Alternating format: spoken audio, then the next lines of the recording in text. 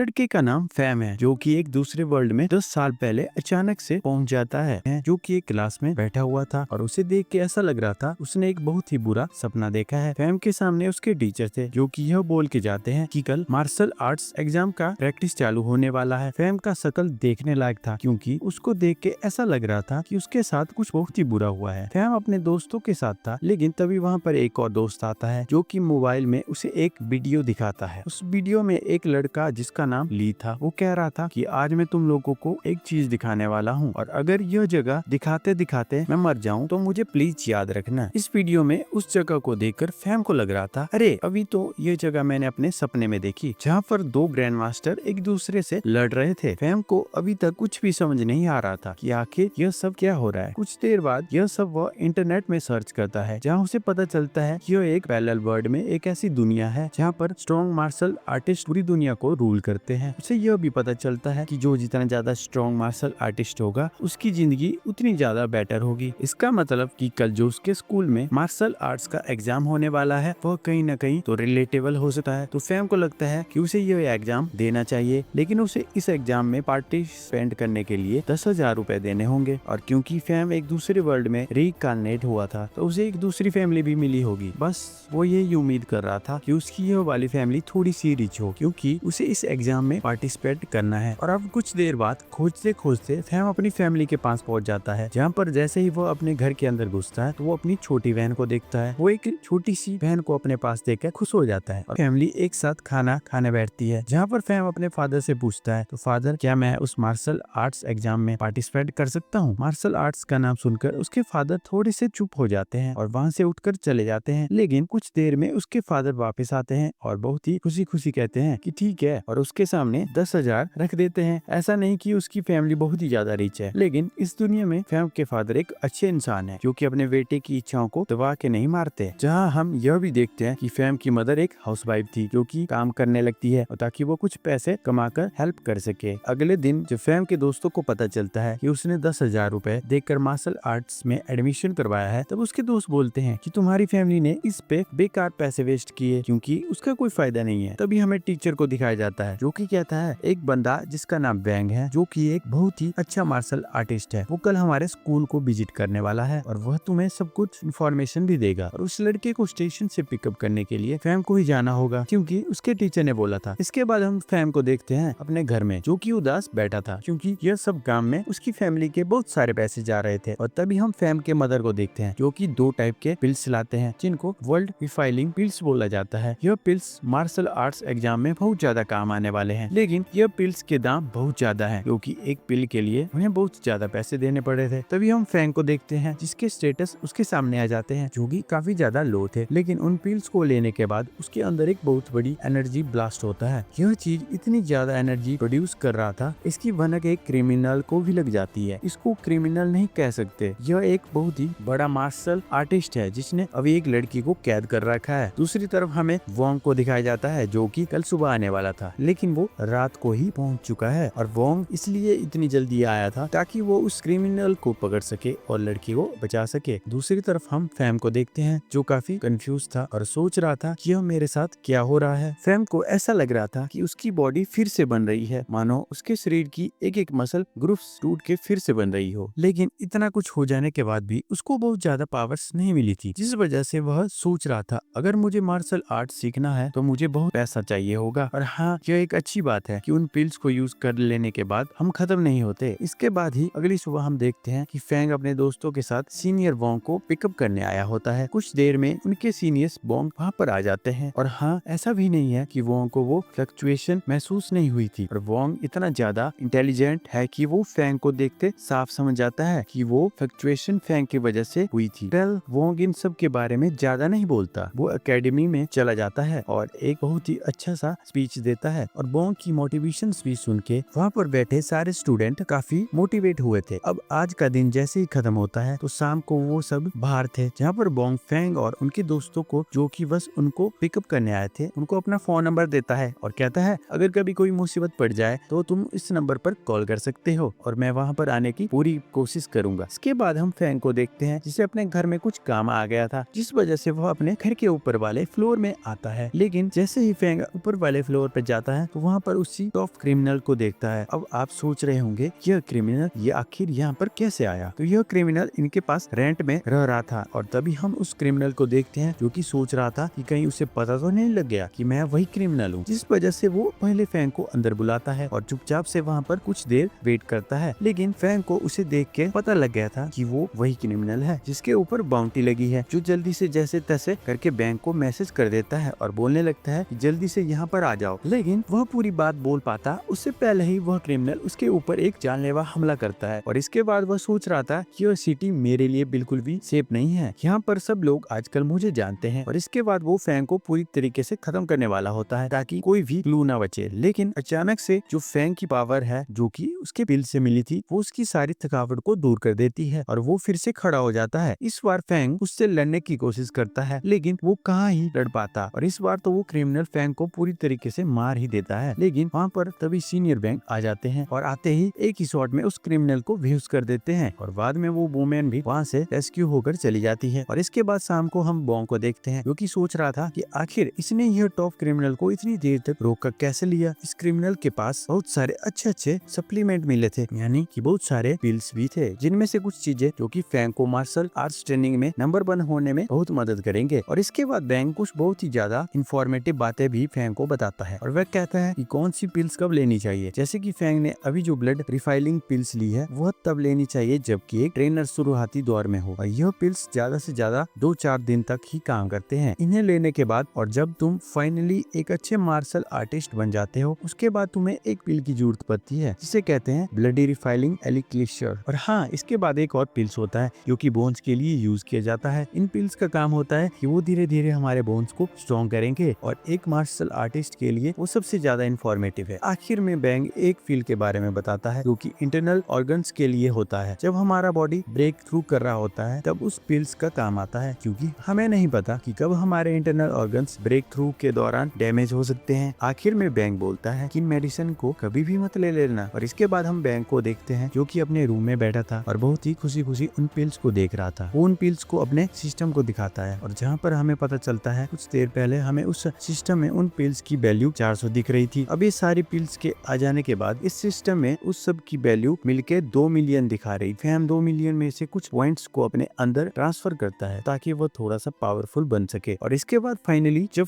Fam major करता है उसकी पावर 113 किलोरीज निकलती है। अगले दिन ही मार्शल आर्टिस्ट ट्रेनिंग प्रोग्राम का सिलेक्शन चालू हो चुका था। इस सिलेक्शन में सिलेक्ट होने का जो प्रोसेसिंग था वो 112 पावर्स था। वहाँ पर मौजूद सारे कॉन्टेस्टेंट पूरी अपनी पावर लगा रहे होते हैं ताकि वह सबसे ज्यादा पावर तक रीच कर सके। फैंग भी अपनी पूरी जान लगा देता है ताकि वह इस टेस्ट को क्लियर कर ले। धीरे धीरे वहाँ पर मौजूद सारे कंटेस्टेंट हारने लगते हैं, लेकिन तभी हम देखते हैं कि फैंग अपनी पूरी ताकत लगा रहा होता है और फैंग की यह पावर को देख वहाँ पर मौजूद सारे कंटेस्टेंट अलग ही शौक में होते हैं। जो टेस्ट खत्म हो जाने के बाद हमें दिखाया जाता है कि फैंग की जो पावर लेवल निकली थी वो 149 निकली थी। यह पावर लेवल लगभग फैंग के सामने जो कि फैंग ने इतनी जल्दी हासिल कर लिया था। और अब फाइनली टाइम आ चुका है जबकि फैंग जाकर अपना रिजल्ट अपने फैमिली को दिखाएगा। जब फैंग अपने फादर को अपना रिजल्ट दिखाता है तो इसके फादर बिल्कुल इमोशनल हो जाते हैं। उसके फादर और साथ ही उसके मदर भी बहुत ज्यादा खुश थे। अब हमें अगले दिन का सीन दिखाया जाता है जहाँ पर फैंग अपने सीनियर बैंक के पास जाता है जो कि उसको कांग्रेचुलेशन बोलता है ये टेस्ट को क्लियर करने के लिए। और इसके बाद फैंग अपने मास्टर की बेटी से फैंग को इंट्रोड्यूस करवाता है और इसके बाद बैंक थोड़ा सा इमोशनल हो जाता है और फास्ट को याद करता है जब उसके मास्टर जिंदा थे। ह्यूमैनिटी को बचाने के लिए उसके मास्टर ने अपनी जान दे दी थी। हालांकि बैंक ने अपने मास्टर को बचाने की कोशिश की थी, क्यों कहकर कि अगर आप चले जाते हैं तो मैं आपकी बेटी से शादी कर लूंगा। लेकिन जब बैंक के मास्टर उसको डांट के चले जाते हैं और कहते हैं अगर ऐसा तुमने किया तो तुम्हें पाप लगेगा क्योंकि वो एक बच्ची है, तभी हम प्रेजेंट में बैंक को देखते हैं जो कि अचानक से फैंग के ऊपर हमला कर देता है और उसको बोलता है कि तुम्हारी बॉडी अभी भी बहुत कमजोर है। और क्योंकि अभी फैंग एक अच्छे स्कोर से पास हो चुका था तो बैंक उसको कुछ यूनिवर्सिटीज के बारे में बताता है जिसमें वह अपनी एडमिशन ले सकता है। उसमें से बैंक एक यूनिवर्सिटी के बारे में बताता है जिसका नाम मॉड यूनिवर्सिटी था। अब बैंक ने टोटल 4 यूनिवर्सिटी के नाम बताए थे, लेकिन मॉड यूनिवर्सिटी एक बहुत ही अच्छी ऑप्शन है। उस यूनिवर्सिटी से बहुत ही ज्यादा स्ट्रॉन्ग पर्सन्स आते हैं जो वहाँ पर फैंग के लिए जो कंपटीशन होगा वो काफी ज्यादा, और वहाँ पर जो रिफाइनरी बिल्स मिलते हैं वो थोड़े सस्ते भी मिलते हैं। इसके बाद ही हम फैंग को देखते हैं जो कि स्टेशन में होता है और उसकी पूरी फैमिली साथ ही में बैंक उसको छोड़ने के लिए आए होते हैं। इसके